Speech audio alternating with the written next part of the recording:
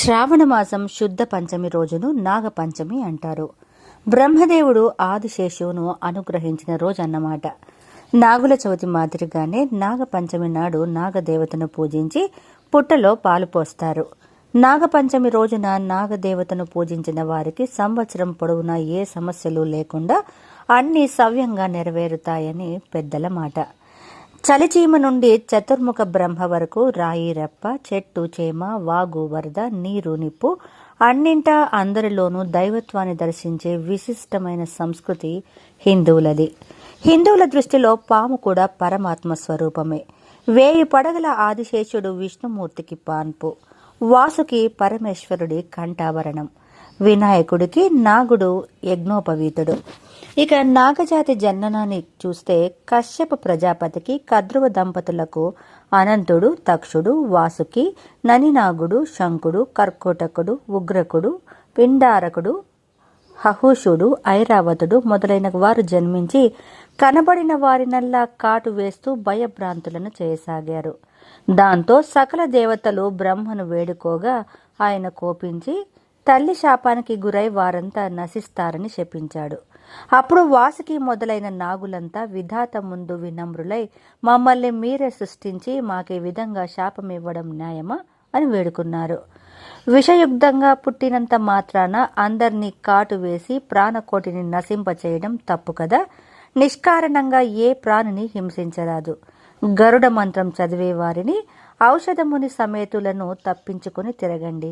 దేవతా విహంగ గణాలకు జ్ఞాతులైన మీరు మీ మీ స్థాన గౌరవాలను నిలుపుకోండి. వాయుభక్షకులై సాధుజీవులుగా మారండి. మీ నాగులంతా అతల వితల పాతాళాలలో నివాసం చేయండి అని బ్రహ్మ శాసించగా వారంతా ఆయన ఆజ్ఞను శిరసవహించారు. దాంతో దేవతలంతా నాగులను ప్రశంసించారు. భూలోకవాసులంతా ప్రార్థనలు చేశారు నాగులకు. దివ్య ప్రభావ సంపన్నమైన నాగజాతికి కృతజ్ఞతాపూర్వకంగా నాగుల జన్మదినమైన నాగపంచమి రోజున వారిని పూజ చేయడం మొదలుపెట్టారు. వైదిక కాలం నుండి కార్తీక మాసం 5వ రోజు పంచమి ఉత్సవాలు జరుపుకునే సాంప్రదాయం దేశమంతా ఉంది. పుట్టలో ఆవు పాలు, వడపప్పు, చలిమిడి, అరటి పండ్లు జారవిడిచి నైవేద్యంగా సమర్పిస్తారు. పార్వతీదేవికి పరమేశ్వరుడు చెప్పినట్లుగా పురాణాలలో ఈ కథను చెప్పడం జరిగింది. ఓ పార్వతీదేవి, శ్రావణ మాస శుక్ల పంచమి నాడు నాగారాధన చేయడం అత్యంత శ్రేష్టమైనది. ఈ నాగపంచమి నాడు ద్వారానికి ఇరువైపులా సర్ప చిత్రాలను గోమయంతో రాసి పూజ చేయడం ఎంతో శుభప్రదం. చతుర్థి రోజున ఉపవాస వ్రతాన్ని ఆచరించి పంచమి రోజున బంగారు, వెండి లేదా కర్రతో గాని మట్టితో గాని వారి వారి తాహతకు అనుసరించి 5 పడుగుల పామును చేయించాలి. లేదంటే పసుపు చందనంతో గాని 7 తలల పాము చిత్రపటాలను గీచి ఆ రూపాలను జాజి, సంపెంగ, గన్నేరు ఇత్యాది పుష్పాలతో పూజించిన పాయసము, పాలు నివేదన చెయ్యాలని పరమేశ్వరుడు వివరించాడని పురాణాలు చెబుతున్నాయి. శ్రావణ మాసం శుక్లపక్షంలోని పంచమి తిథి నాడు నాగపంచమి పండుగ వస్తుందని శాస్త్రవచనం. ఇదే విధంగా కార్తీక మాసంలో శుక్ల పంచమి నాడు జరుపుకునే నాగపంచమి కూడా ఈ సాంప్రదాయానికి చెందినదేదని పండితులు అంటున్నారు. అందుచేత శ్రావణ మాసమున వచ్చే నాగుల పంచమి రోజున నాగదేవతను పూజించాలి.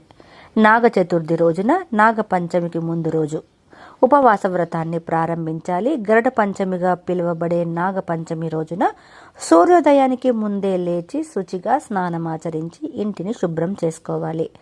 ఇంటి గడప, పూజ గదిని పసుపు, కుంకుమలు, పుష్పాలతో అలంకరించుకోవాలి. నాగదేవత ప్రతిమకు నేతితోనూ పాలతోనూ అభిషేకం చేయించి పెరుగును నైవేద్యంగా పెట్టాలి. పూజ అయ్యాక బ్రాహ్మణుడికి తాంబూలం, పానకం, వడపప్పులతో సహా ఈ నాగప్రతిమను దానంగా ఇవ్వాలి. నాగపంచమి రోజున ఉపవాసం ఉండి రాత్రి జాగరణ చేయాలి. ఈ విధంగా చేసిన వారికి నాగరాజులు అనుగ్రహిస్తారని పురాణాలు చెబుతున్నాయి. అంతేకాకుండా పాపాల నుండి విముక్తి లభించడం, సర్పభయం తొలగిపోవడం వంటివి జరుగుతాయి. ఇక నాగపంచమి వ్రత కథని చూస్తే పూర్వం ధనవంతురాలైన ఒక గృహిణి ఉండేది. ప్రతిరోజు సర్పాలు అనేకం వచ్చి తనను కాటు వేస్తున్నట్లుగా ఆమెకు కలలు వస్తుండేవి. దానితో ఆమె భయకంపితురాలైంది. ఒక రోజున వారి కులగురువు వారి ఇంటికి వచ్చి ఆమె దీనగాథను విన్నారు. విని, అమ్మ, నువ్వు గత జన్మలో పుట్టలో పాలు పోసే వారిని చూసి ఎగతాళి చేశావు. అందువలన నీకు ఈ జన్మలో ఈ జాడ్యం సంక్రమించినది అని చెప్పి నివారణ కోసం నాగపంచమి నోము నోయమని పాముల భయం తొలగిపోతుందని చెప్పాడు. ఆమె అట్లాగే నోచి ఆ స్వప్నాల భయం నుండి విముక్తురాలైంది. నాగపంచమి వ్రత కథల్లో ఇది ఒకటి. ఈ కథ వెనుక ఒక సామాజికమైన హితవు ఉంది. ఇతరులను ఎవ్వరికీ ఇబ్బంది కలిగని విధంగా ఎవరైనా తన కుటుంబ ఆచారాన్ని తాను పాటిస్తున్నట్లయితే వారిని పరిహసించకూడదు. ఎవరి విశ్వాసం వారిది. మన సంస్కృతిలో పాములు పూజింపబడుతున్నాయి. అలాగే యోగాలో కూడా ఇవి ఎంతో ముఖ్యమైన భూమిక పోషిస్తున్నాయి. ఒక విధంగా చూస్తే పాము కుండలినికి సంకేతం. స్వభావం, కదలిక, నిశ్చలత్వం వంటి విషయాల్లో కుండలినికి పాములతో ఉండే పోలిక వల్ల పామును కుండలినికి సంకేతంగా చూస్తారు. ఇంకో అంశం ఏమిటంటే, పాము జీవ పరిణామ క్రమంలో చాలా ముఖ్యమైన మలుపు. జీవ పరిణామ క్రమంలో శరీరం పరంగా కోతి ప్రముఖ స్థానంలో ఉంటుంది. అలాగే శక్తి పరంగా పాము విశిష్ట స్థానంలో ఉంటుంది. మరో అంశం ఏమిటంటే, పాములు కొన్ని రకాల శక్తులకు ఎంతో స్పందిస్తాయి. ఎక్కడ ధ్యానానికి అనుకూలంగా ఉంటుందో లేదా యజ్ఞయాగాదులు నిర్వహింపబడుతుంటాయో అక్కడికి పాములు ఆకర్షింపబడతాయి. అలాగే పాముల గురించే ఇంకా చాలా విషయాలున్నాయి. స్వభావం, కదలిక, నిశ్చలత్వం వంటి విషయాల్లో కుండలినికి పాములతో ఉండే పోలిక వల్ల పామును కుండలిక సంకేతంగా చూస్తారు. అందుకే ఈ సంస్కృతిలో పామును చంపడం నిషిద్ధం.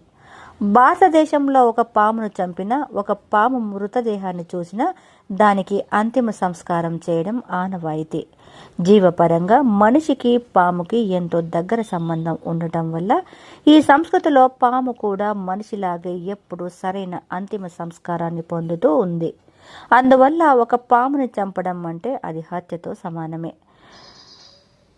ప్రతి గుడిలో ఎక్కడో ఒక చోట ఒక చిన్న పాము విగ్రహమైనా ఉంటుంది. అన్ని ప్రాచీన దేవాలయాల్లో పాములున్నాయి. కొత్తగా ఏ పురాణ దేవాలయాన్ని సందర్శించినా అక్కడ పాముల కోసం ప్రత్యేకంగా ఒక స్థానం ఉండటాన్ని గమనించాలి. ఎందుకంటే అది జీవ పరిణామ క్రమంలో చాలా ముఖ్యమైన మలుపు. అంతేకాకుండా ఎన్నో విధాలుగా జీవ ప్రేరేపణకు కారణం అదే. కాలసర్పదోషం ఉన్నవారు ప్రత్యేకంగా నాగపంచమి రోజున నాగదేవతకు విశేష పూజలు నిర్వహిస్తారు. కాలసర్పదోషం ఉన్నవారికి అనేక కష్టాలు ఎదురవుతాయి. శారీరక అనారోగ్యం కలుగుతుంది. వృత్తి ఉద్యోగాల్లో ఇబ్బందులు ఎదురవుతాయి. సవ్యంగా జరగాల్సిన పని కూడా ఆగిపోతుంది. ఊహించని అవరోధాలు వస్తుంటాయి. ఏదో రూపంలో మానసిక అశాంతి కలుగుతుంటుంది. అలాంటప్పుడు నాగపంచమి నాడు పుట్టలో పాలు పోసి కాలసర్పదోషం శాంతి చేయించుకోవాలి. దాంతో దోష నివారణ జరిగి సుఖ సంతోషాలను అనుభూతికి తెచ్చుకోవచ్చు.